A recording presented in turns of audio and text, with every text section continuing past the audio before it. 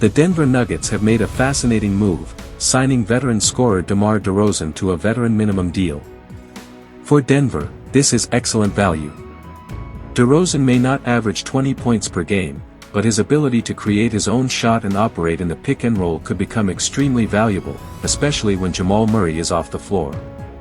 But there is a bigger question: does DeRozan really replace Peyton Watson? Not exactly. Watson brought defensive versatility and athleticism on the wing, while DeRozan gives Denver another offensive creator. Losing Watson certainly hurts, and overall, the Nuggets may be taking a step backward this offseason.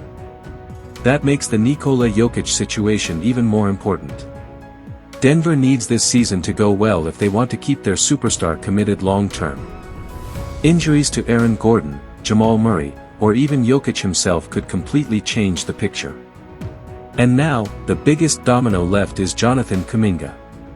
With DeRozan and Watson off the board, Kuminga remains one of the most intriguing free agents available.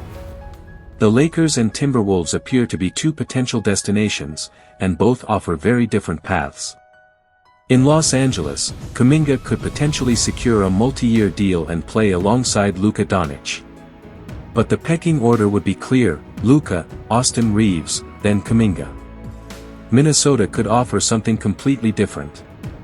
Kuminga could potentially start, play a major role, and bet on himself with a short-term contract before chasing a massive payday next summer. The big question is simple: does Kuminga want security, or does he want opportunity?